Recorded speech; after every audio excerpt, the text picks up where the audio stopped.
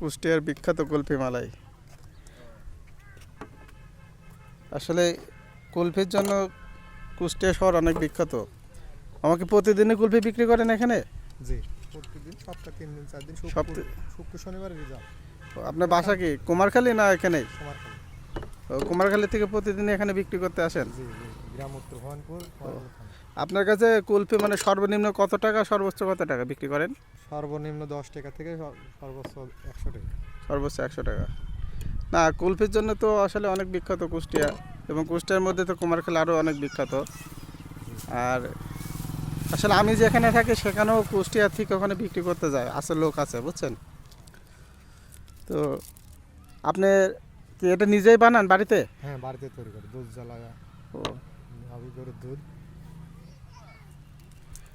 এই যে সবাইকে কুষ্টিয়ার বিখ্যাত কুলফি খাওয়ার জন্য আমন্ত্রণ রইল। আর কুলফি মালাই ভালো লাগে না এমন লোক খুব কমই পাওয়া যায়। জি। এই জুয়েল, আসো, তোমার কুলফি রেডি হয়ে গেছে। আচ্ছা,